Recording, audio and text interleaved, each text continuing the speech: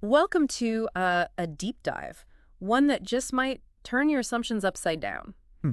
Interesting. We're tackling a topic that's often misunderstood, the topic of caste. Okay. And no, we're not going back in time. Yeah. We're going to be looking at how caste shows up in modern life, Oh, wow. and even how it can thrive within organizations. Okay, that's fascinating. So our guide for this exploration is a 2024 journal article titled An Integrative Review of Management Research on Caste, Broadening Our Horizons. Okay. Now, whether you're into global business, social dynamics, or simply peeling back the layers of society, Right. this deep dive is for you. Yeah, I think this is something that affects all of us in ways we may not even realize. Absolutely. So to kick things off, Okay. how does this article redefine caste in a way that's relevant to us today?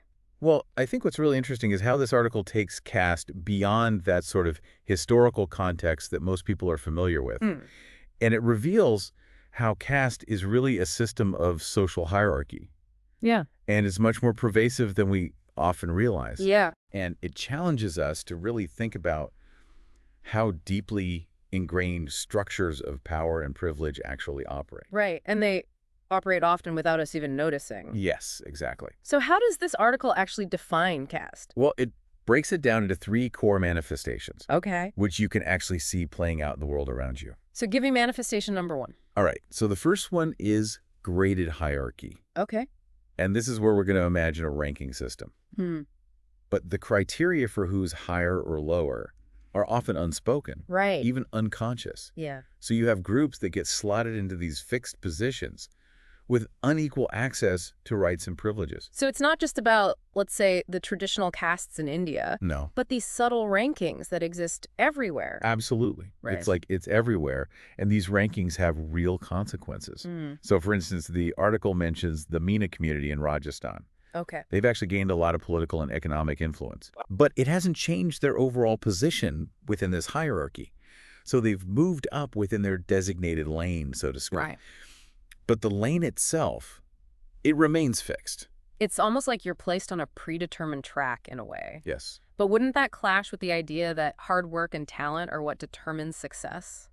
That's where the second manifestation comes in. Okay. Inherited membership. Okay. This directly challenges the idea of meritocracy. Right.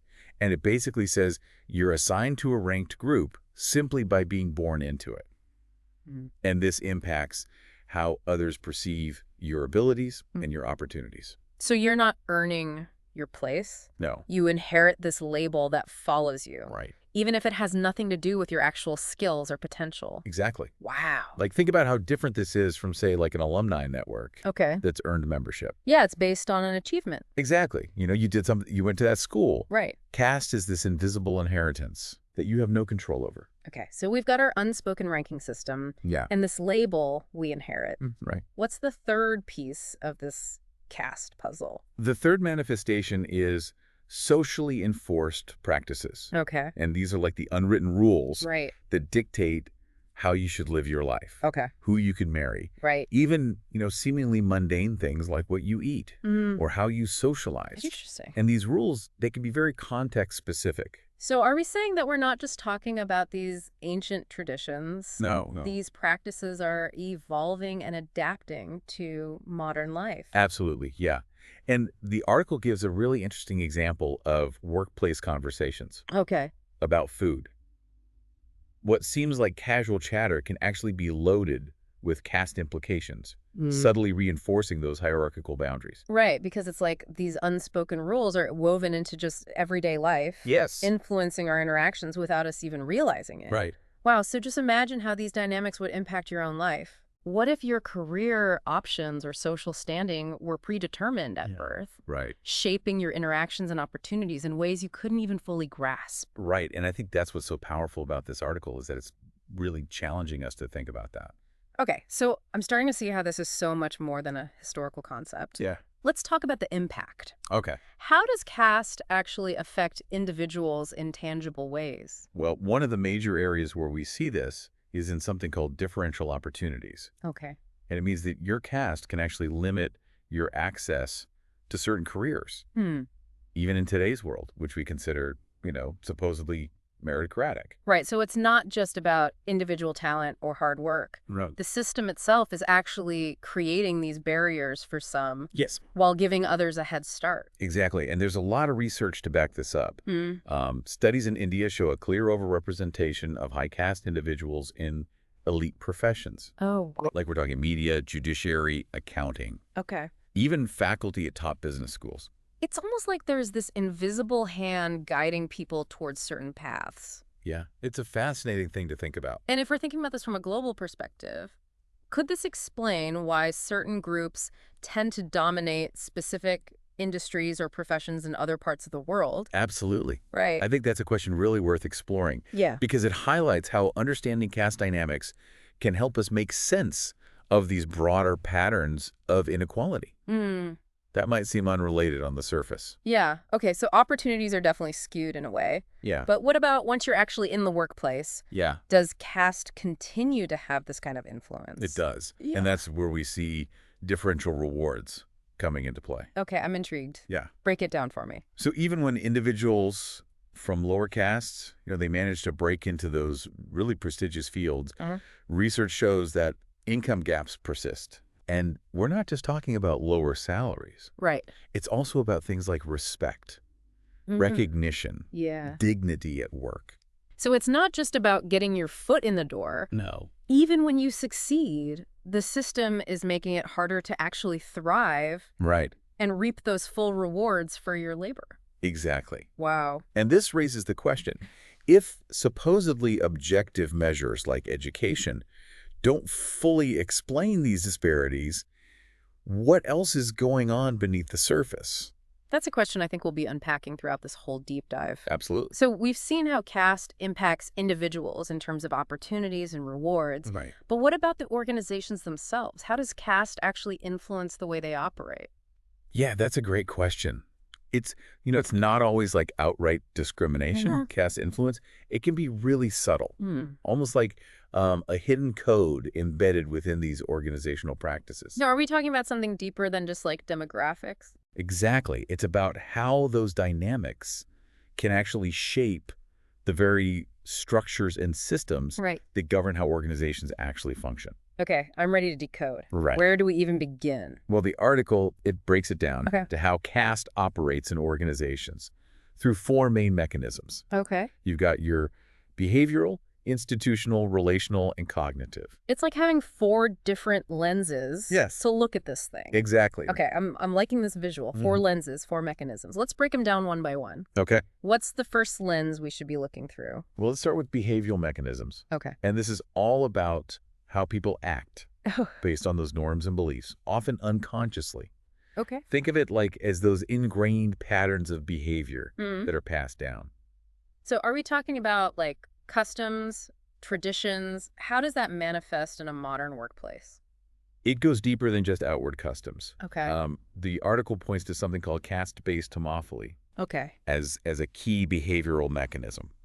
Now, homophily, that rings a bell. Isn't that the idea that birds of a feather flock together? Exactly. Okay. So in the context of caste, it means people tend to stick with others from similar caste backgrounds, Okay. even in professional settings. So even if there's no like intentional discrimination, Right. just those patterns of social interaction alone Yeah. can create barriers. Absolutely. So think about it. Okay. If networking and mentorship are so crucial Right. for career advancement, Yeah. but you're unconsciously drawn to people from similar backgrounds, then opportunities become limited Right. for those outside that circle. It creates like an in-group and out-group dynamic, even if Yes. it's not like explicitly stated. Exactly. And the article, it highlights how this can become a self-perpetuating cycle. Okay. Studies show that high caste individuals, they're often perceived as having greater merit, even when that perception is based on social advantages. Right. Not their actual skills. Exactly. So it's not just like individual bias. No. The system itself is reinforcing these perceptions, creating a kind of feedback loop Yeah.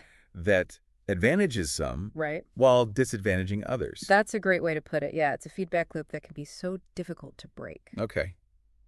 Now let's shift gears a little bit to the second lens, to Institutional mechanism. Institutional Wait, what are mechanisms. we looking at here? Okay, so this is where we're going to look at the rules, policies, and norms Okay. that are really like baked into the fabric of organizations and societies. Yep.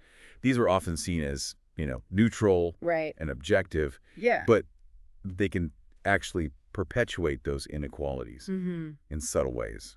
So we're talking about like the things that are just like the way things are done, Yes. without questioning if those ways are actually fair or equitable. Exactly. And the article provides some really compelling examples on Right. how these mechanisms operate, particularly in hiring practices, Mm. even when there's no explicit mention of caste. Right. Certain soft skills Okay. that are subtly aligned with high caste norms, they might be favored. It's like a hidden code that only certain people know how to decipher. Yeah, think about it. If those soft skills Yeah. are developed through social networks Mm. and experiences that are more accessible to certain groups, Yeah. then the playing field's already tilted. So it creates a system where opportunities are distributed unequally, Yeah, like right from the start. exactly. And if we connect this back to what we were talking about before Right. with homophily, Yes. it seems like people from lower castes are at like a double disadvantage. You're seeing the connections here, which is key to understanding how these different mechanisms work together. Right. And it's not just hiring. These institutional mechanisms can also influence career progression. Okay. So studies show that even with, comparable qualifications, Okay. people from lower castes often face steeper climbs Mm-mm. up that organizational ladder. So even when they manage to get past that initial barrier, There are still these hurdles in place. yeah, and those hurdles are built into those structures that govern how organizations operate. Right. It's like an invisible architecture of inequality. Right. Now, shifting to the third lens, Okay. let's delve into relational mechanisms. The relational mechanisms, Yeah. okay? Yeah, I'm guessing this is about how we relate to each other within these systems. precisely. Mhm. This lens focuses on how social connections and networks are shaped by caste. Okay. And as you pointed out earlier, this ties back to the concept of homophily. Right. If people naturally gravitate towards those from similar backgrounds, Mm. caste can play a significant role Yeah. in who has access to those networks. Right. And those networks, as we've said, are the gateway to, Yes. to the mentorship, Right. the information, Uh-huh. that sense of belonging. Exactly. So excluding people from lower castes puts them at a real disadvantage. It's like trying to navigate a maze without a map. The connections and pathways that others take for granted Right. are simply not available. This is painting a pretty bleak picture, to be honest. It seems like these mechanisms are working on so many levels Right. to create this system that's stacked against certain people based on something they have no control over. That's why understanding these mechanisms is so crucial, right? Yeah. It's the first step towards challenging them and creating a more equitable playing field. Right. Now, let's turn to our final lens. Cognitive mechanisms. Cognitive mechanisms. This sounds like we're getting into the mind. Yes, exactly. Okay. This is where we explore how caste shapes our thoughts, Hmm. our perceptions, our beliefs, often on a subconscious level. So we're talking about those deeply ingrained biases, stereotypes that we may not even be aware of. Precisely. Wow. And the article really digs deep into how these cognitive mechanisms can lead to discrimination, Okay. in various aspects of organizational life, Yeah. like hiring and promotion. Like, for example, managers might just unconsciously assume that certain people Mhm. are less competent Right. or less suitable for leadership positions. And this goes beyond just individual bias. Yes. We're talking about a system of thought, Right. a way of seeing the world that reinforces these stereotypes. And remember our discussion about those social welfare initiatives? Right. That resistance to the shared sanitation facilities rooted in ideas of purity and pollution? Yeah. That's a powerful example Yeah. of how these cognitive mechanisms can operate, even in contexts that are meant to improve everyone's lives. It's like a mental framework that's been constructed over generations Right. that shapes how we perceive ourselves and others without us realizing it. And these mechanisms, they can have a profound impact Mm-hmm. on how people from lower castes even view their own potential. Yeah. If you're constantly being bombarded with messages that suggest you're less capable, Right. or less worthy, Right. it can be so hard to break free from those beliefs. It's like an internalized oppression that becomes like a self-fulfilling prophecy. Exactly. Okay, so we've got our four lenses: behavioral, institutional, relational, cognitive. Right. How do they all fit together?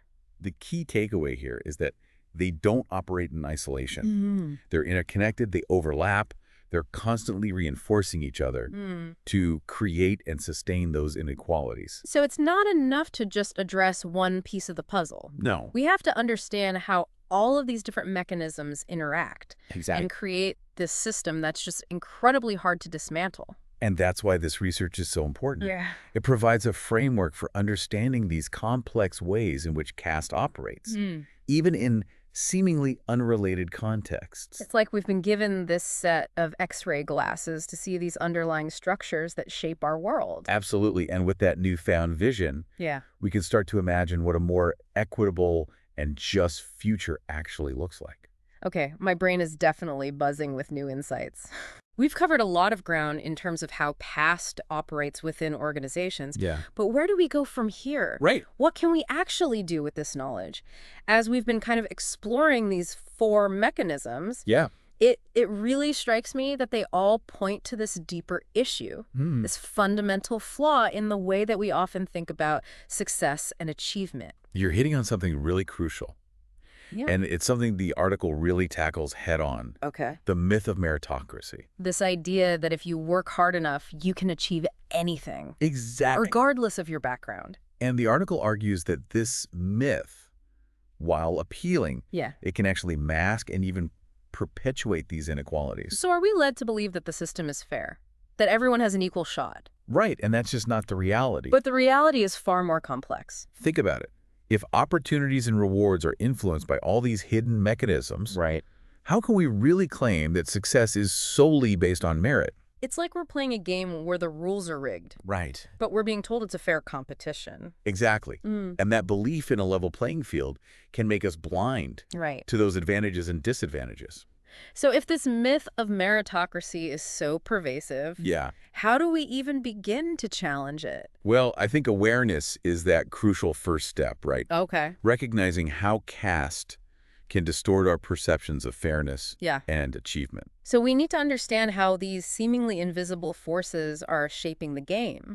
Exactly. And the article really emphasizes that we need to go beyond these individual actions Okay. and look at those systemic factors. So it's not just about being a good person Yeah. or treating everyone equally It's about really dismantling those structures. that create these imbalances. That's where real change happens. And the researchers, they highlight some really specific strategies, Okay. like policies that promote diversity and inclusion. Mhm. Things like affirmative action programs and targeted support for those who've been historically disadvantaged. So creating pathways to opportunity for Right. those who've been systematically excluded. And is also about addressing the cultural norms within organizations, fostering an environment where everyone feels valued and respected, no matter their background. So changing the rules of the game Exactly. and creating a space where everyone has a genuine chance to succeed. That's the goal. Wow, this deep dive has been eye-opening. Yeah, it has. We've gone from understanding how caste operates on this personal level to Yeah. seeing how it influences entire systems, Right. even questioning the very foundations of what we consider fair and just. We could journey of really uncovering those hidden structures, Yeah. challenging those assumptions. So as we wrap up, Yeah. I want to leave our listeners with a final thought, a challenge. Now that you're armed with this knowledge, how will you use it? Right. Will you be more mindful of the subtle ways? That power and privilege might be operating in your own world. Will you challenge that myth of meritocracy?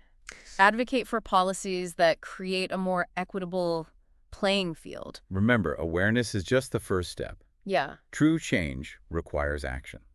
Thank you for joining us for this deep dive into the complex world of caste in modern life. It's been a pleasure. It's a conversation that needs to continue, and we hope you'll take these insights Yes. and spark new discussions in your own circles. The journey towards a more just and equitable world, it begins with each of us.